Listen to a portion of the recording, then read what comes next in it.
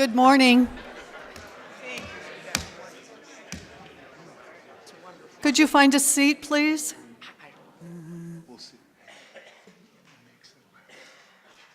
So I'm like I'm a taskmaster on time. It's not one of my virtues.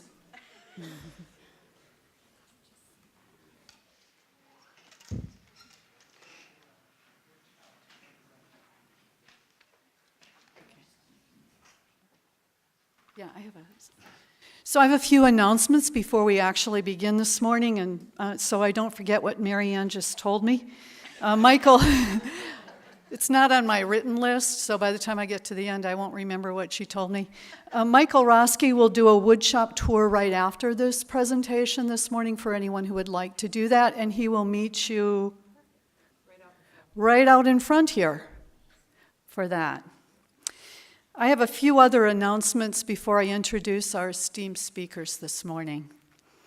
My name is Janine Sobey, and I'm the Executive Director of ABCU, and I will be introducing our speakers this morning, but in addition, I have these announcements for you.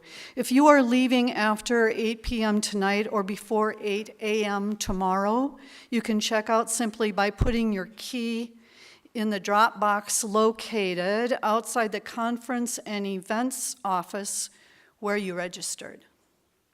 Point 2, we will be asking you to evaluate the conference via SurveyMonkey, so if you would watch for that in your inbox over the next couple of weeks. 3, the ABC video that you saw the first evening is available on the ABCU website, YouTube page, and you certainly are more than welcome to use that with whatever groups you think it might best fit in your institutions or with other kinds of groups. In addition, when you go there right now, you will find about 30-second videos featuring our two esteemed speakers this morning, plus Brother Norman and Sister Ann Shepard, who have advice for students in about a 30-second sound bite called Being Benedictine. So you might want to take a look at those as well.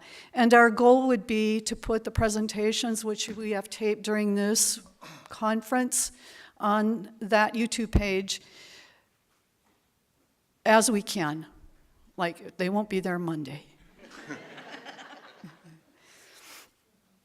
I'd like to thank the St. John's Communication Services for doing that recording for us. In addition, Jerry Anderson, who is with the Creative Services at the University of Mary, has been surreptitiously taking pictures, maybe you noticed, during the entire event. And at some point, you can anticipate seeing those in a format yet to be determined. So it is my great joy to welcome you to this session this morning, and to introduce our speakers, Abbot John Clausen and Sister Thomas Welder.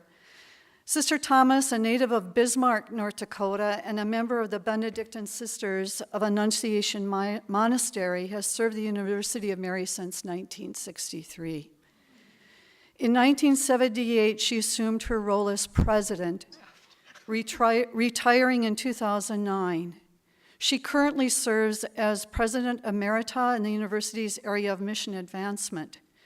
She attended St. Benedict College and graduated from the College of St. Scholastica in Duluth and earned a master's degree in music from Northwestern University in Evanston, Illinois. Recipient of many awards, including the North Dakota State's highest honor, the Rough Rider Award. If you come to our state and go to the state capitol, you will find her painting in the capitol, along with other important North Dakotans. She is active on boards, in sponsorship activities on behalf of her monastery, and in community organizations. She remains committed to fostering servant leadership development at the University of Mary and in the larger community. Abbot John Clausen has been leader of St. John's Abbey since 2000. He leads a community of 130 Benedictine monks who sponsor works St. John's University, St. John's Preparatory School, Liturgical Press, as well as parishes, hospitals, and retirement centers, mostly in Minnesota, and Trinity Benedictine Monastery in Japan. With a degree in bioorganic chemistry from Catholic University of America in 1985, he taught organic chemistry, taught in and directed a program in applied ethics at St. John's University and the College of St. Benedict from 1983 to 2000 before being elected abbot. He is frequently asked to give presentations and retreats for monastic communities. As founding members of ABCU and active contributors to the development of the Benedictine hallmarks, we are indeed privileged to have Sister Thomas and Abbot John speak to us today on educating in the Benedictine context, why it matters. Please help me in welcoming them.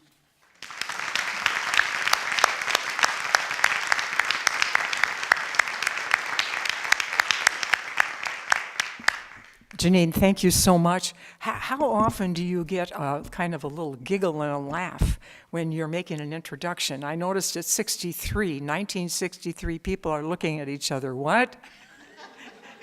It gives me permission to tell this little anecdote. Sister Wanda used to say to me, Thomas, there are 3 stages in life: youth, middle age, and you look so good.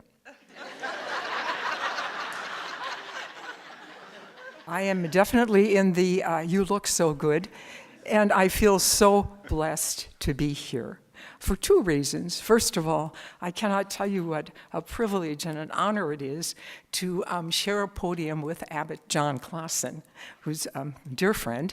I had an opportunity to read his talk last evening, and then I get to chapel this morning to church, and there is the abbot, and I go right up to him and I said, Abbot Clausen, your talk is marvelous, and I'm going home. But let me say it this way, at best, what I offer today is an hors d'oeuvre for a beautiful feast that Abbot John has prepared for you.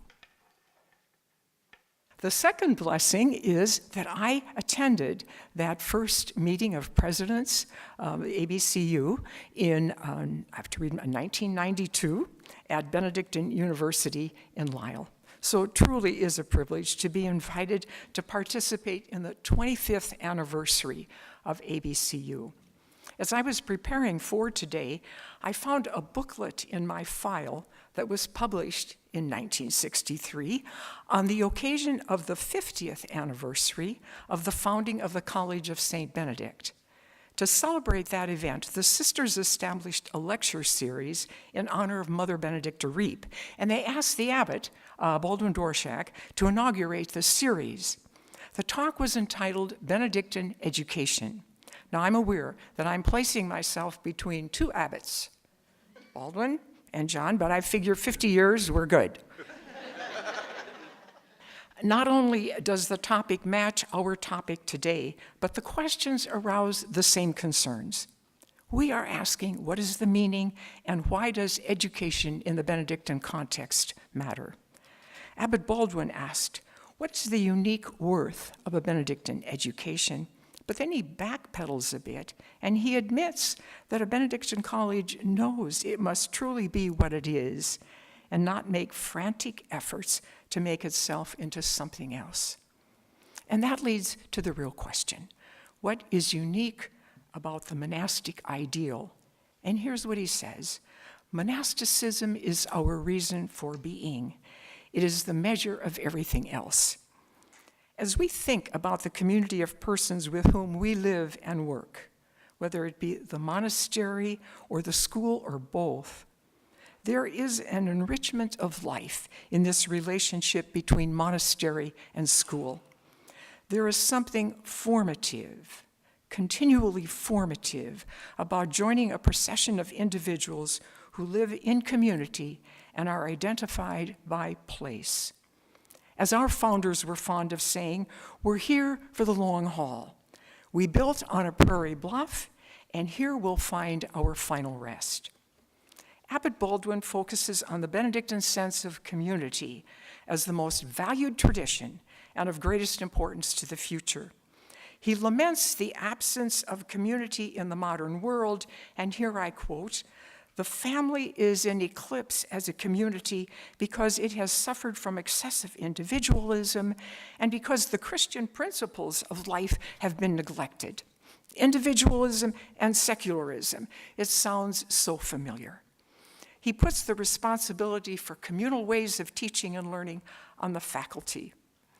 He says to be a Benedictine teacher is to be alive for all the needs of those under one's care, and to respond to those needs not merely by external activities, but by entering into the very heart of that mystery of charity which Christ himself came to teach. These words carry for me the suggestion of encounter, of transformation, and commitment to service. Community gives us sacred values and practices that are beyond individual choice. True community reminds us that mere proximity is not enough, that there must be a genuine encounter with the student or the colleague. Community reminds us that external activities meet real needs, but the real work of the teacher or the administrator is that internal conversion that frees us to see Christ in each other. And that community reminds us that education cultivates intellectual habits, but the Benedictine wisdom tradition insists on the formation of the whole person. In the book Called and Chosen, Monsignor Richard Liddy, a university professor at Seton Hall, speaks from experience much like our own. He talks about rushing from meeting to meeting, but also being drawn by meanings and values that emerge in the midst of community and in the midst of conflicts in community that he says make both us and the community better. He then goes on to quote Hugh Feiss, a Benedictine, from his book Essential Monastic Wisdom, and I share that with you. "The school of virtue is the community in which one finds oneself. We are life or death for each other. From others we learn honesty. Their presence invites us to live for something greater than ourselves. They are, in fact, the abiding sacrament of Christ. So I must listen humbly to what they say, to what God tells me through them, and then put their message into practice." That phrase, "they are the sacrament of Christ," reminded me of something I read long ago from the Dutch theologian Schillebeck. He said, "The living community is the only real reliquary of Jesus in the world." The living community is the only real reliquary of Jesus in the world. So Feiss gives us a concise reflection on the personal demands and discoveries that come from living in community. He presents a set of disciplines that are challenging and behaviors that don't come naturally, especially for students who are affluent, self-invested, and highly competitive. The hallmarks, like humility, hospitality, obedience, community, as familiar as they are to us, and as hard as we try to give them life, for some students, I'm thinking it's a turnoff. For some students, I think there may be no connection at all. We're suggesting another way of seeing teaching and learning, a way that would be contradictory to students who come seeing college as a launching pad for a job and material success.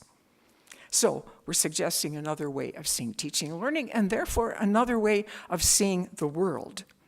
The French-American author Anaïs Nin says, "We don't see the world as it is, we see it as we are."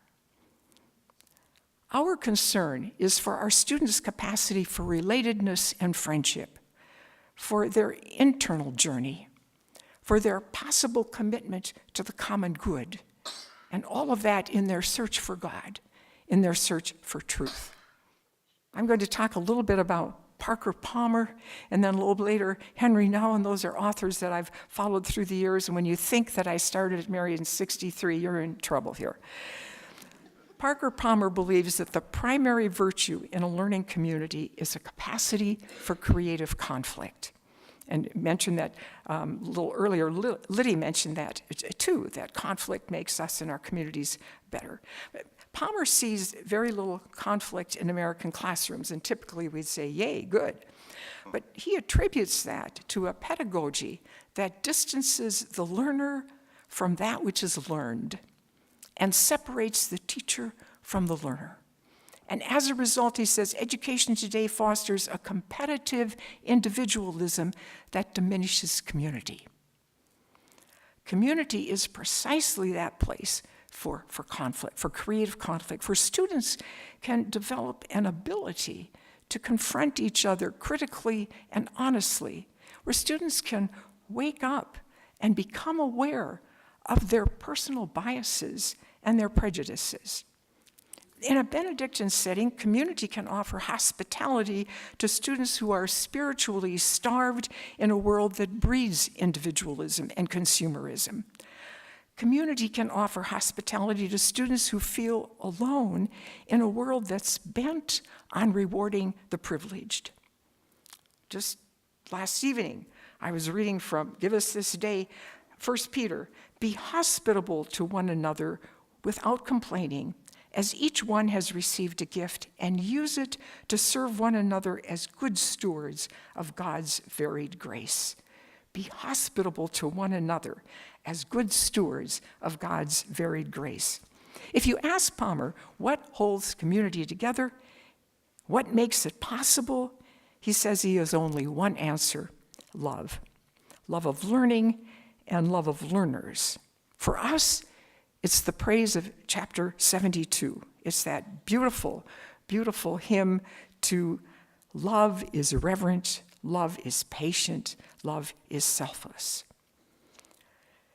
Finally, Palmer says this, and I like it a lot. He says, those we see every day, our students, who stumble and crumble, who wax hot and cold, who sometimes want truth and sometimes evade it at all costs, but who are in our care and who, for their sake, ours and the world's, deserve all the love that the community of teaching and learning has to offer. End of quote. In January, through the efforts of our Campus Mission Integration Committee, a panel of 5, and I should mention, Janine Sobey chairs that panel for that committee for us. A panel of 5 representing faculty, staff, students, and sponsor spoke to our corporate faculty on the value or the hallmark of hospitality. Let me share what our student mentioned in her presentation. She's a freshman, nursing major, philosophy minor. We'll call her Mary. She saw her experience of hospitality as an invitation to a relationship between host and guest. She found the University of Mary, and I quote, to be a place with a great heart, in which she received personal guidance and formation. But Mary wanted to be more than receiver. Twice she reminded us that although she was a freshman and she lacked experience, that she, the guest, came from some place too, and that she had something to offer the community. She said, you see me for who I am, but as members of a community, we are all welcomed into something greater. And then she had a cute little quip. She said, what about a student who comes and says, I want to be a served leader, not a servant leader?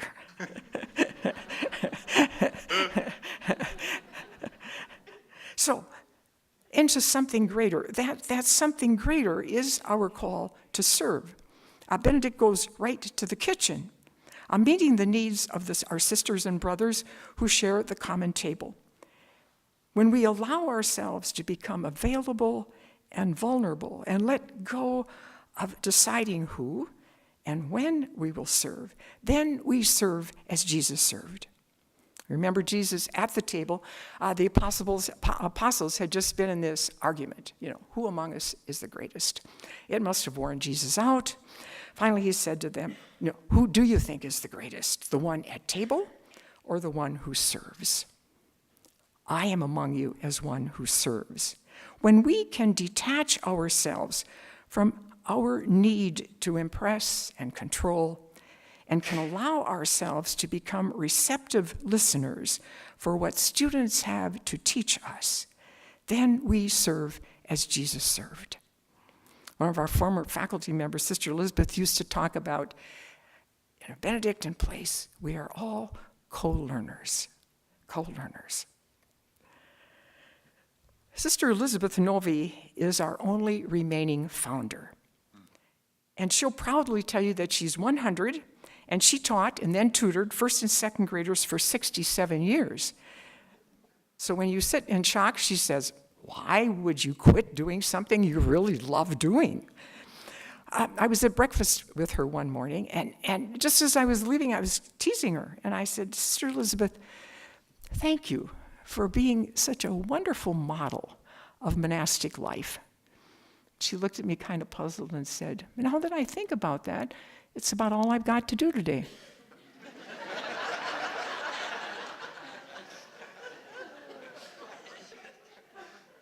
The faithfulness and the stability of Benedictines like Sister Elizabeth can be attributed to that monastic sense of an all-pervasive divine presence and to the regular ordering of space and time, to the structure. For Sister Elizabeth, it has become a habit of the heart to celebrate the glory of God through prayer, Eucharist, Lectio, the common table, work, and relationships. And lest you question my word work, she does help in setting the table for evening meals, and she'll happily share that with you. But it's a daily pattern of life that deserves our consideration. And it's easy to dismiss our own human and spiritual needs because our lives are driven in so many directions. There are those personal and professional demands over which we have little or no control, and contemplative settings are hard to find. Yet nearly every world religion insists on the wisdom of finding regular intervals of prayer, of finding those times that we can push the pause button long enough for our souls to catch up with our bodies. It doesn't guarantee living to 100, but it is a way of growing in wisdom and holiness. It is a way of modeling to our students and each other the holistic living. Let me share a quick transformation story from 2013, actually, all things, issue of Fast Company. It's entitled Unplug, with the byline, "My life was crazy, so I disconnected for 25 days. You should too." The author, Barton Thurston, actually chose to do a 25 detox from constantly being connected. He recognized his addiction, and he made that decision. He continues, "I love my devices." I'll back that up a bit. Here's his first writing. "The greatest gift I gave myself was a restored appreciation for disengagement, silence, and emptiness. Unoccupied moments are beautiful, so I have taken to scheduling them." Unoccupied moments. And then he continues, "I love my devices and services, and I love being connected to the global hive mind. But I am more aware of the price we pay: lack of depth, reduced accuracy, lower quality, impatience, selfishness, and mental exhaustion, to name but a few. In choosing to digitally enhance our lives, we risk not living them." Americans daily spend an average of 10 hours, 39 minutes connected in some way to an electronic device. The internet, we know, will soon be integrated into absolutely every aspect of our lives, and with it comes promise and innovation, but also a longing for face-to-face interaction, a longing for time to be truly present to each other, for those experiences of beauty which can catch us by surprise if we are listening. if we are awake. Carol Barone has been with EDUCAUSE for a long time, and she talks about the internet as students' access to learning communities and the pervasive social networking with its own connective and relational activity. Perhaps as teacher or mentor, we can enable our students first to come to know themselves better, to claim their gifts, to recognize the divine source of their gifts, to believe in their greatness, to help them find their place in real community, in the messiness of it, in the challenges that come with it, but with the relationships, the friendships, and the joy. Our student Mary used the image of host and guest, and that reminded me of another of my favorite authors, Henry Nouwen, and his article on hospitality, and I'll share just a bit of that because I think it fits with this openness, this willingness to listen. He entitles it Poverty of a Host. I think his thesis is helpful for us as educators who have lots to offer. Mastery of particular disciplines, areas of service. We certainly have authority in areas of study and research, and a certain degree of control over the classroom, the curriculum, the guest house. I actually have control over one thing, the rehearsal times for the sisters' choir, and I'm quite proud of that. So Nouwen's thesis, paradoxical as it is, states that poverty makes a good host. He's not speaking of scarcity, he's speaking of emptiness. And he begins with poverty of mind, and he suggests that if we are filled with concepts, opinions, convictions, that it takes away from that inner space, that ability we have to listen or to be open to the gift of the other. In the chapter on calling the members for counsel, Benedict says, the community members, for their part, are to express their opinions with all humility and not presume to defend their own views obstinately. Even more important is poverty of the heart.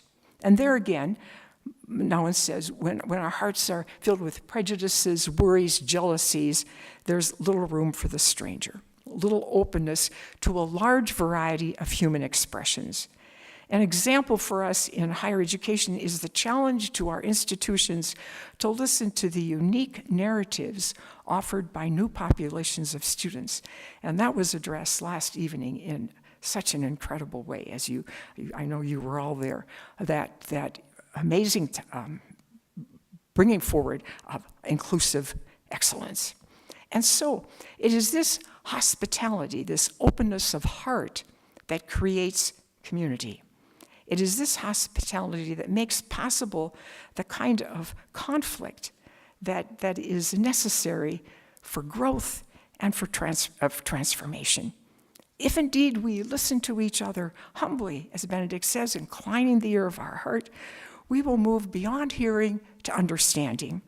We will look outside ourselves to embrace values like mutual obedience, respect, and empathy. At the very core of our being, we will open our hearts, the ear of our heart, to God and to His Word. Margaret Wheatley is an organizational leadership, and I find this interesting. She made the comment once that we can change the world if we just start listening to each other again. We can all attest to the difference attentive listening makes in our monastic or academic community. Christians take a listening stance in community because listening brings us together. Listening reveals our need for each other, and it cultivates interdependency. Listening gives multiple perspectives. Listening can stop backbiting and scapegoating. Listening can expand our capacity for creative conflict.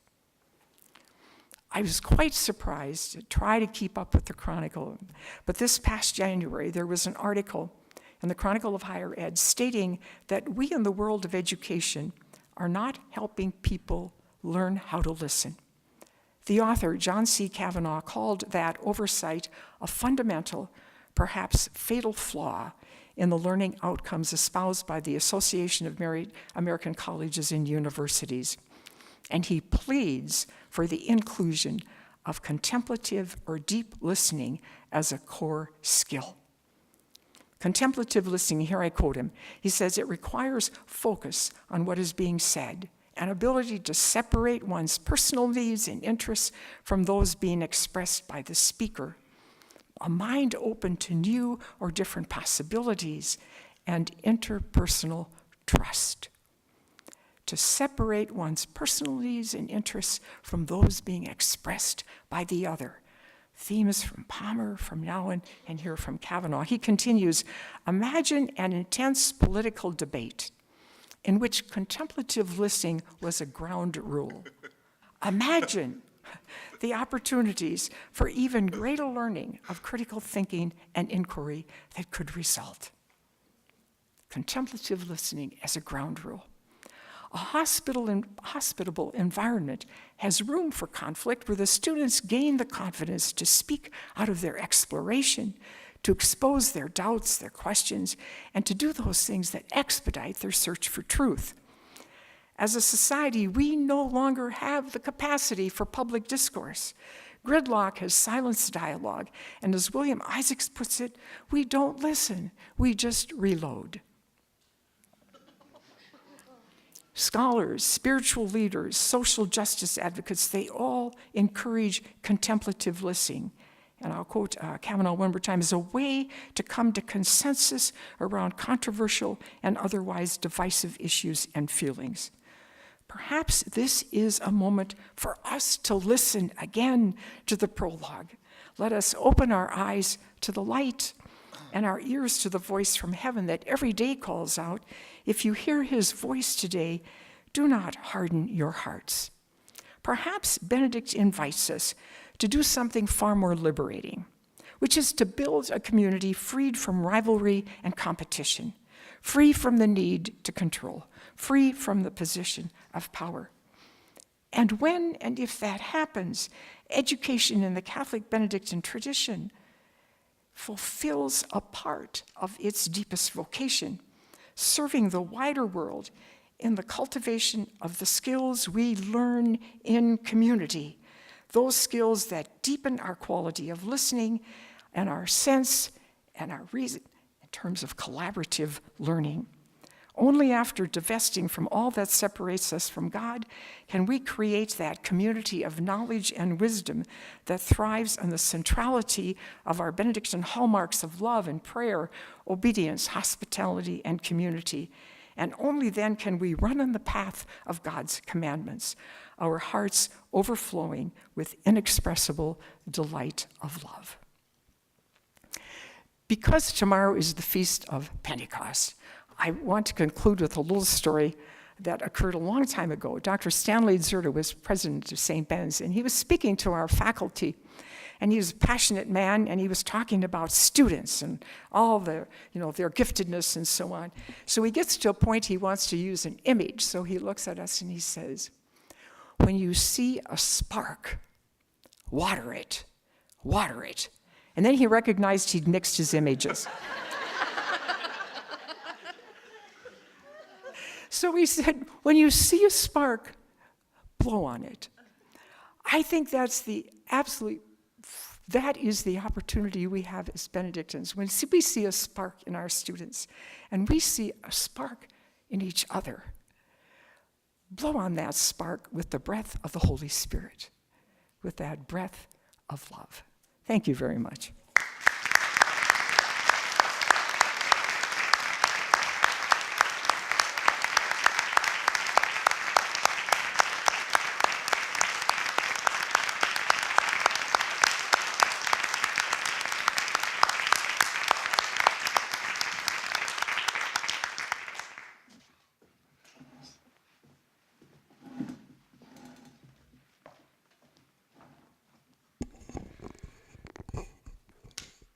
It is an honor and a pleasure to be with you, and an honor and a pleasure to be with you, Sister Thomas. Truly, as I was listening to you, you embody why this education matters. Let me say unequivocally at the outset that I believe that our work in Benedictine colleges and universities is more important than ever. I would quarrel just a bit with the title of this presentation because I think we need to make it utterly clear to ourselves and to everyone else who is associated with us that we live and dwell in a Catholic context for this work. And we need to acknowledge our own extensive debt to the Catholic intellectual tradition.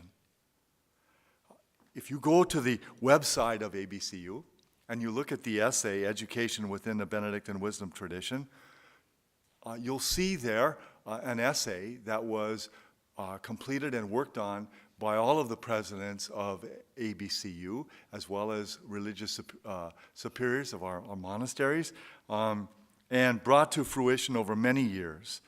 It has a lot of fingerprints on it.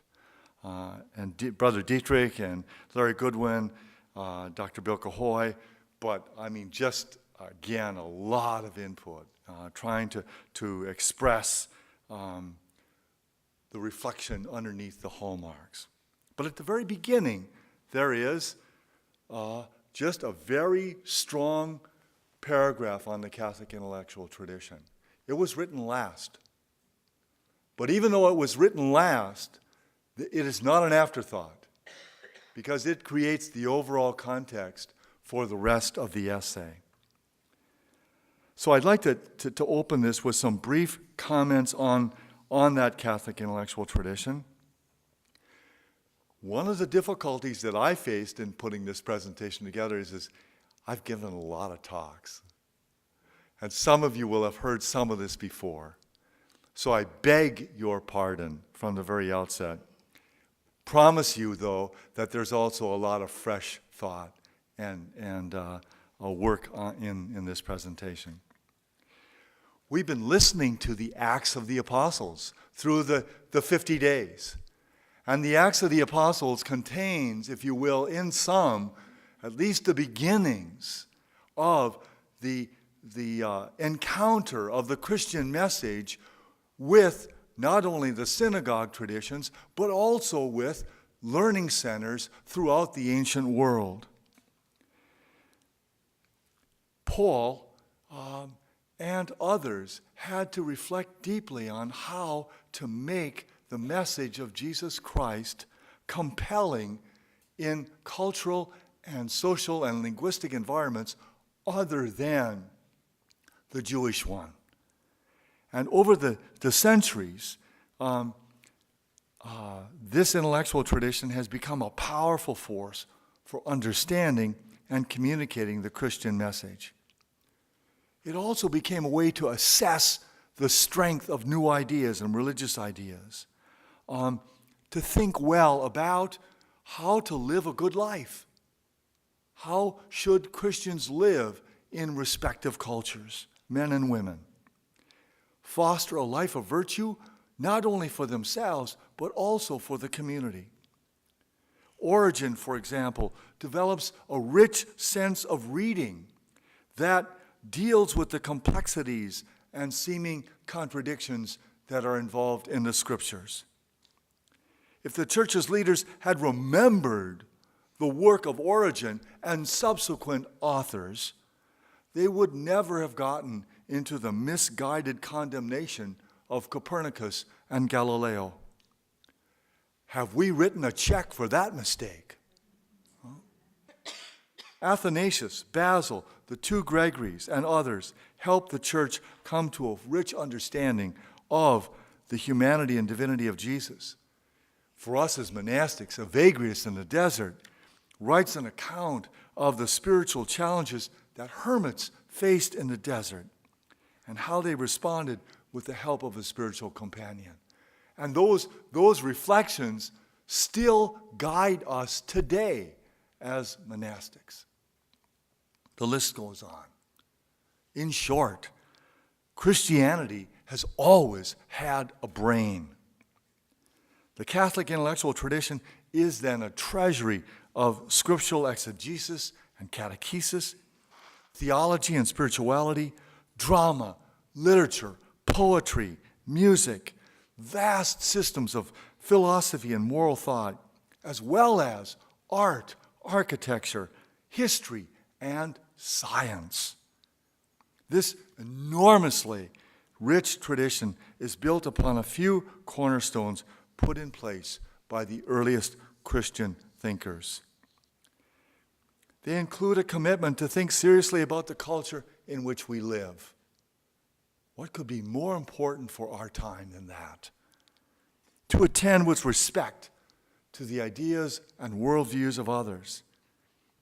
These cornerstones include the commitment to listen to what God is speaking to us in our own time, and to use ideas old and new to understand the gospel for us today, and to communicate that in ways that are compelling to our own time.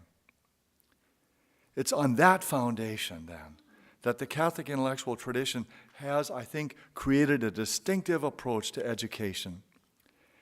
And that approach emphasizes the continuity between faith and reason. It has a deep respect for the cumulative wisdom of the past. We are not lonely, existential, isolated men and women dropped into this particular section of the earth apart from anything else that's ever happened before us. We are deeply, profoundly connected and influenced to those who have gone before us. At its best, the tradition places a high value on inclusivity, and it emphasizes the communal character of redemption and the integration of each person's studies into a life lived in community. All of this is infused by a sacramental awareness of the ways in which that God is truly revealed to us wherever we are.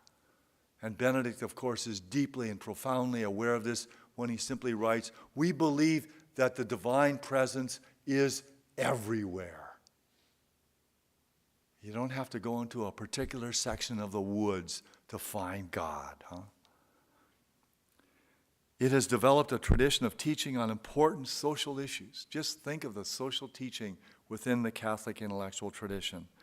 On important social issues such as the economy, the right relationship between capital, management, and labor, our care for our common home, the earth, the danger of turning to war and destruction as the go-to solution for problems and conflicts of every kind.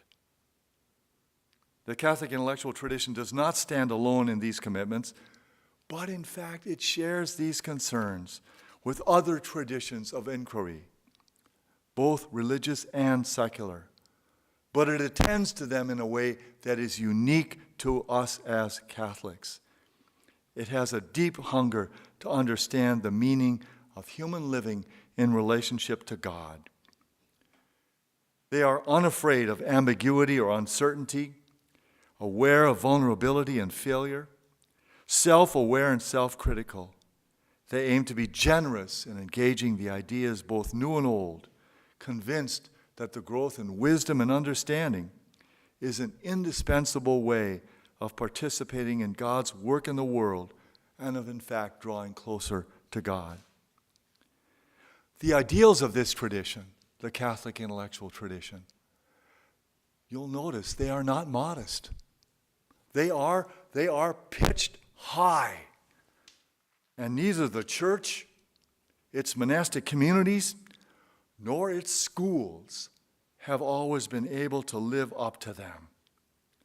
Yet in life and in science, we often learn the most from experiments that go really south.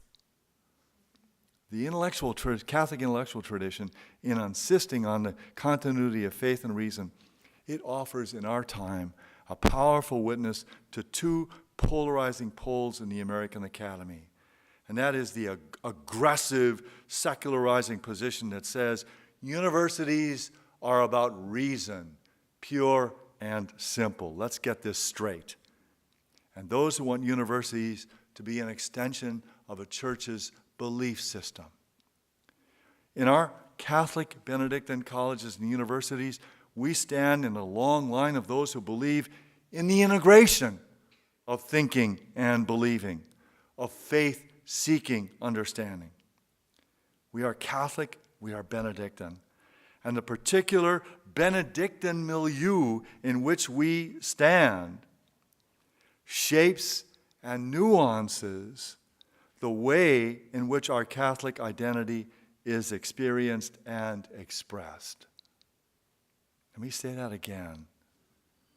The particular Benedictine milieu in which we stand shapes and influences the way in which our Catholic identity is experienced and expressed. The complementary statement is also there, and that is the particular Catholic milieu in which we stand shapes and nuances the way in which our Benedictine identity is experienced and expressed.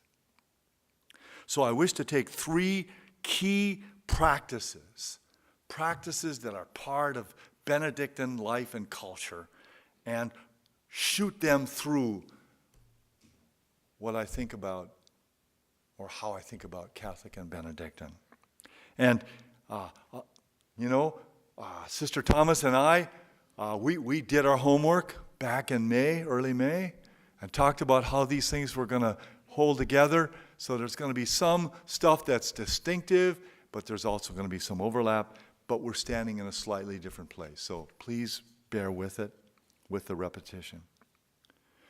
The first, I think, critical practice that we bring out of the tradition into our work as educators and why it matters in our world is Lectio Divina as a call to contemplative engagement with the world. The director of the Liturgical Press, Mr. Peter Dwyer, recently had a conversation with a theologian teacher asking why he would no longer be using a Liturgical Press book as a textbook. Was there a problem with the book? No, the book is outstanding. The faculty member went on to explain that he asked students why they didn't bother to buy the book. Oh, it has way too much information. I don't need to read all that for this course. Close quote. I've been out of the classroom for 17 years, so I need to be truth in advertising here. But already at the millennium, before the internet Anschluss, I do remember having to use virtual forcing conditions to get students to read a 4-color, knockout, gorgeous organic chemistry textbook with amazing diagrams, useful summaries, solutions manuals that I would have died for as a beginning student. We may not give up on getting our students to read. And we just need to recognize that this is a battle that's worth fighting. It's worth putting ourselves on the line for it, because it changes everything in our culture, and it challenges all of the other things that are going on vis-a-vis the whole practice of actually encountering something, a text, for example. We may not give up on getting our students to read literature, poetry, political science, chemistry, biology, across the span of human learning and imagination. We need to teach them how to immerse themselves in a text, truly understanding what it says, what it means. As learning environments in a loud, fast-moving, high-tech world, we need to encourage the development of contemplative habits, of reading and studying. We want our students experientially to know what Lectio Divina is, because we've challenged them to sit with the text, to feel the words, to taste them, to see how they connect to each other. Whether it's the Brothers Karamazov, War and Peace, Anna Karenina, Madame Bovary, Genesis, the Gospels of Luke and Mark, Acts of the Apostles, Shakespeare's Hamlet or King Lear, the poets Mary Oliver or Wendell Berry, whether it's the text of a maple sugar bush, the wetlands or a prairie, the text of a rough section of an inner city, the text of data from spectroscopy or a mass spectrum, or the text of a film like 12 Years as a Slave or No Country for Old Men or Hacksaw Ridge. In a world so often distracted, multi-purpose to death, we want to provide students and need to provide students to be especially aware of attending, of mindfulness. The dictionary tells us that to ruminate is to think deeply about something.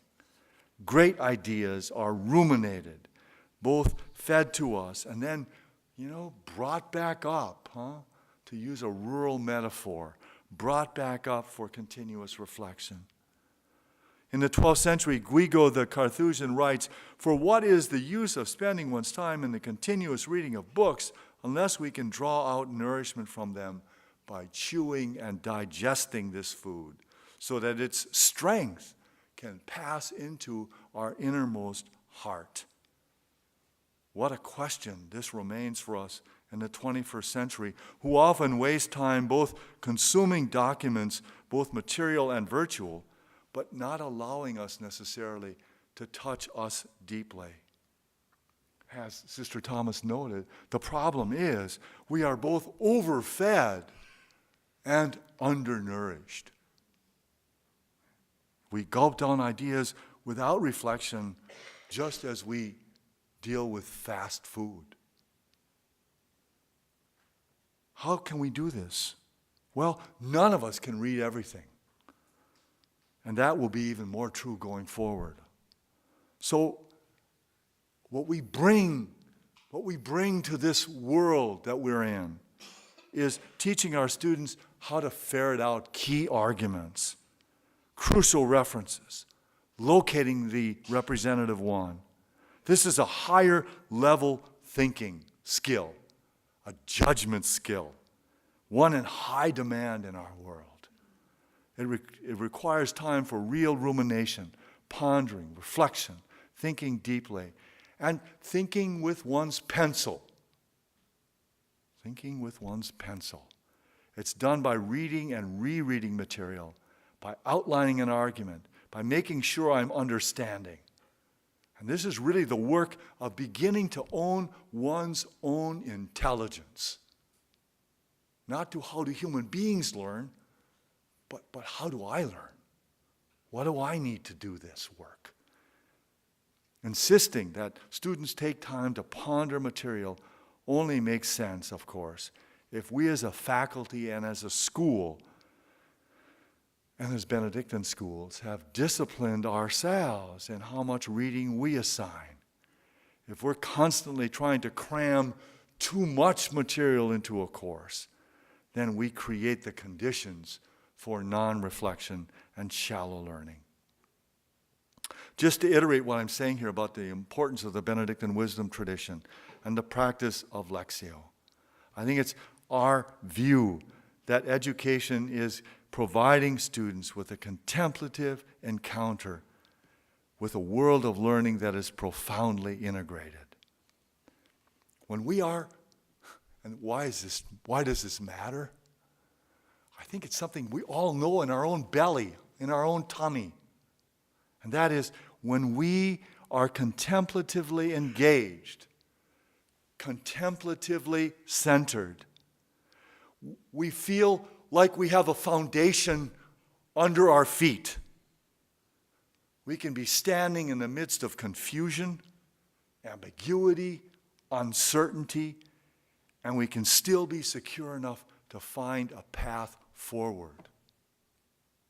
And that's what I believe we want to leave our students with. in our world.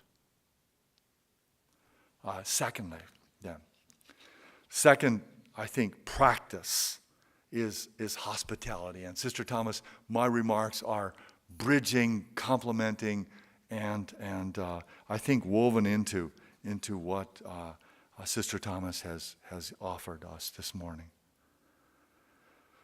So receptivity and hospitality, room for the strange and the stranger. We think about hospitality as a core to Benedictine spirituality and identity.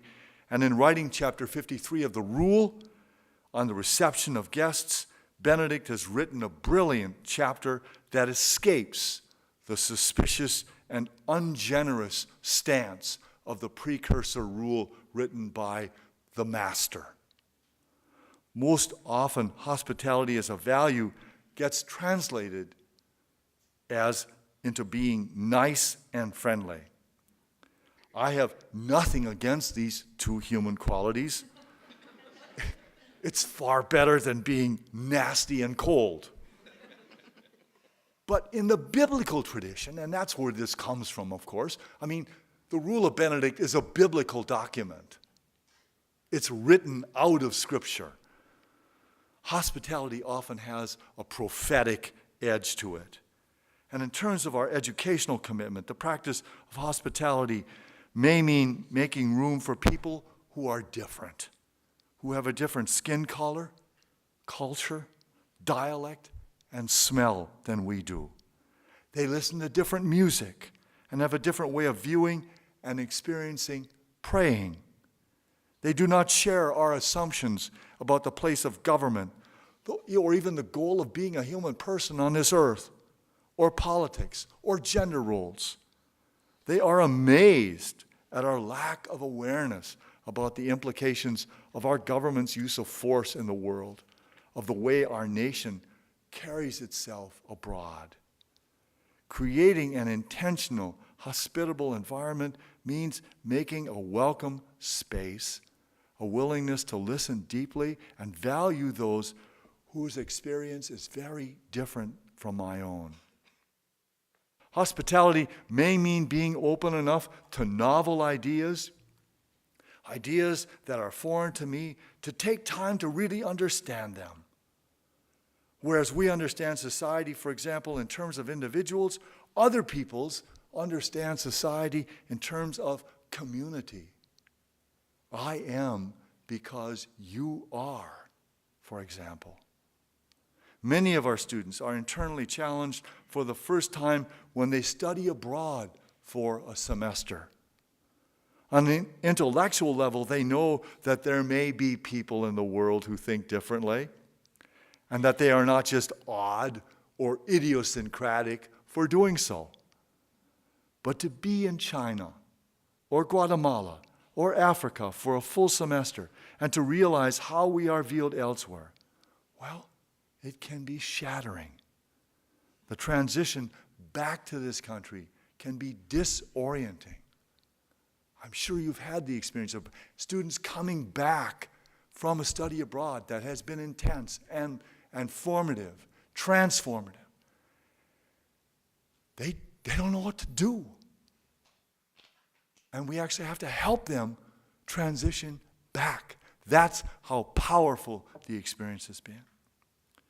To quote Joan Chittister, there are few things in life more threatening to a person whose religion is parochialism than the alien, and few things more revelatory to the contemplative than the stranger. It is the stranger who disarms all our preconceptions about life and penetrates all our stereotypes about the world. It's the stranger who makes the supernatural natural. And it is the stranger who tests all our good intentions. Close quote. Most of our schools have a faculty and a student body that is religiously diverse. If we want to be truly Catholic and Benedictine, we really need to be hospitable. And it's the practice of hospitality that will bias us toward receiving those of other Christian traditions warmly into our midst and making room. Praying the Psalms side by side and listening to the Scriptures together provides an immediate experience of what we share. With Muslims, we share a practice of praying across the day and embracing completely a search for the one true God. With those who have a tradition of contemplative silence, we share a tradition of centering prayer. And even though the practices, for example, of centering prayer and simply, as the Buddhists do, sitting, those practices have a very different meaning. The challenges that we face in trying to do them, let me tell you, provide a place for conversation and dialogue. Colleagues who ask us hard questions about our practices and beliefs are not automatically disloyal. We need to be confident enough about our tradition to stay in the conversation in the face of hard questions. Thirdly, a biblical and liturgical spirituality. And this is a short section, okay? Our Benedictine spirituality is biblical and liturgical. When somebody told me this when I was a novice, I thought, what do they mean by that? Well, by that I mean our spirituality is immersed in the Bible, the praying and singing of the Psalms, listening to chunks of Scripture each day in a seasonal manner, and doing it continuously. We are always, one of the gifts of the monastic tradition, we are always hearing Scripture in context. Text in context. And over the years, we hear texts from all across the different books of the Bible. And in Lectio, we encounter those texts up close and personal. And as a result, we are able to move freely across the different books of the Bible and understand the tug and pull of various biblical perspectives, the range of theological and experiential insights that are embedded in the Scriptures. We are also able to see where our forebears hit the wall, where they came up with accounts that you look at and you say, really? Okay? And that's important for us to know. The liturgy itself shapes the meaning of these texts by providing yet another frame, the frame of Eucharist and the sacraments, across the span of feasts and seasons. It's really hard for a biblical fundamentalist to be in a monastery. It's precisely this practice of swimming in a sea of Scripture that provides the basis for a willingness to engage with contemporary cosmology and evolutionary theory, and to do so in a way that does not undermine religious belief or do violence to the desire for deep understanding. In other words, it's precisely the Catholic Benedictine context that provides a platform for engaging broadly and deeply with the burning questions of our time. Questions about the meaning of human living and community, our desire for peace in the face of new violence that seems overwhelming and unsolvable. Questions about the place of this tiny little planet in a huge, vast cosmos. Questions about God and the truth that is in the person and work of Jesus Christ. It is always a challenge to live truthfully and with a certain amount of confidence in a time of enormous ambiguity. I am convinced that a Catholic Benedictine environment affords a unique and special place for learning in such a time.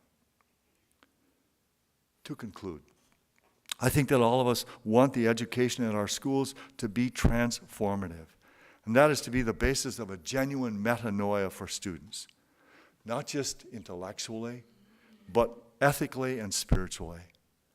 The Rule of Benedict is a wisdom statement. It's about the whole of life. It's about taking what we know up here and moving it down into our life, into our heart, into our emotions, into the way in which we encounter the world. Benedict wants a whole lot less talk and a lot more action. What we learn, what we know, matters for our living and believing. It's vitally important that we are Christians in our thoughts and also in our actions. Benedictine communities offer a daily example of a faith that is lived and put into practice. Not perfectly, but with all the fits and starts that are part of the human condition. There is no generalized religious experience. We may all bow down together at the doxology, but that does not mean that we are at the same place in the road or living with the same questions. It means that we are supporting each other on the road. Thank you.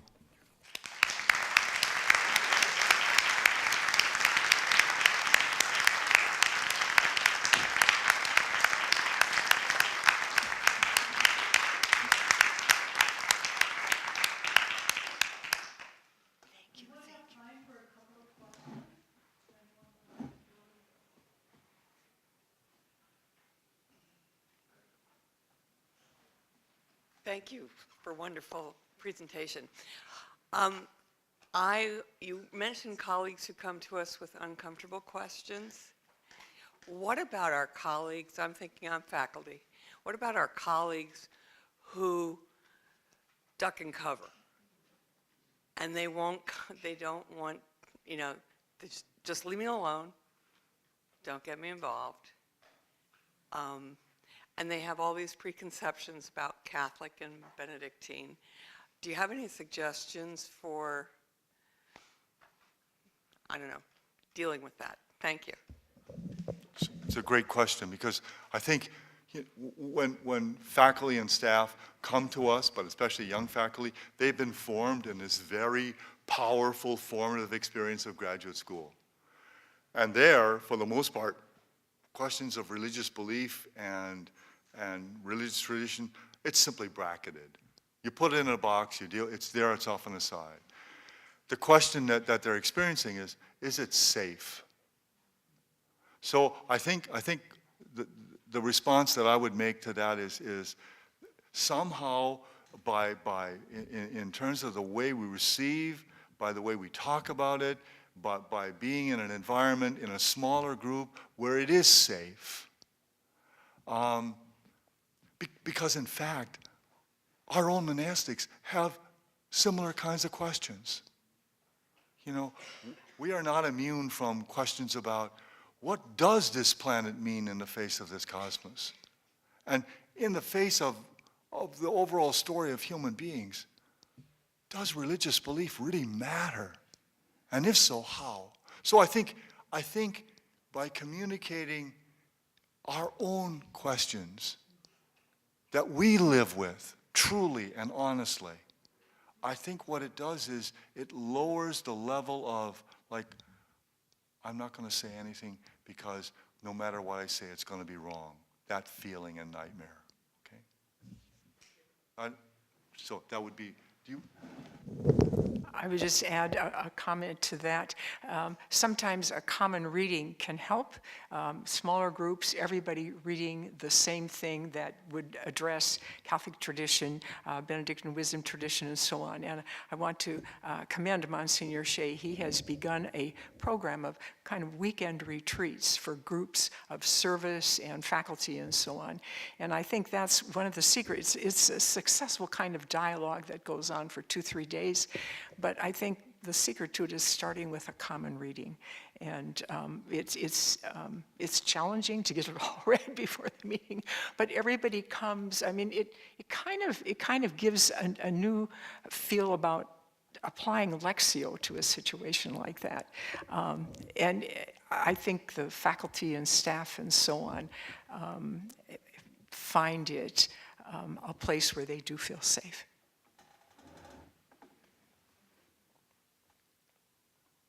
I have a question about the Catholic intellectual tradition, and your presentation was the most wonderful thing I've heard on an explanation of the Catholic intellectual tradition. So my question is more of application and actually spreading the Catholic intellectual tradition, this very nuanced, very thoughtful image.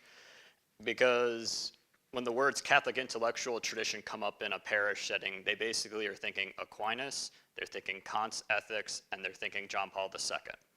They're not thinking any of the patristics, they're not thinking any of the different nuances of medieval spirituality. So how do we grow this so we're not just having isolated parishes that fight for this model, and it's not always easy to fight through that? I would start with the most accessible parts. And I think I would start with Catholic social teaching, because I think Catholic social teaching deals with some of the most basic ethical issues and contested areas, but also areas where people are most deeply concerned. Whether it's how do we respect life, or in terms of Laudato Si, our care for our common home, how are we engaged in terms of the care for the earth. The second area is that I would approach is again beauty, because I think people may not understand the incredible, because the Catholic tradition takes the incarnation so seriously all the way across the span. The church has encouraged artists and other individuals to really bring into being some of the most stunning, wonderful, both architectures as well as paintings and other representations, sculptures that humankind knows. And I think you can look at that and move there. Those are more visceral and they're visual, and I think they can engage people. And then you can go from there, again, across the span in terms of, for example, literature, Catholic writers, and the way they reflect about the dilemma of being human. No, that's wonderful. No, that's great. Yay. Does that help? Okay.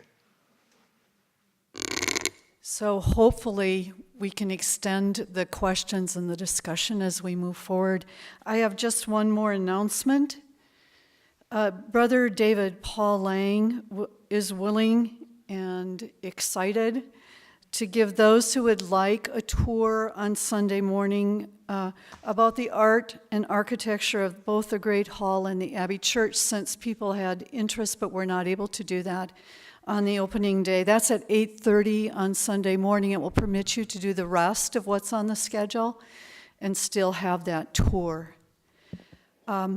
Eucharist begins at 11:30 in the Abbey Church, and it will be followed by a picnic lunch on the Abbey lawn.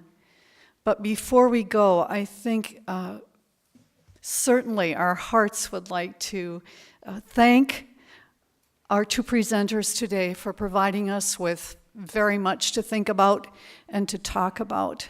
So maybe we could give them a closing round of applause.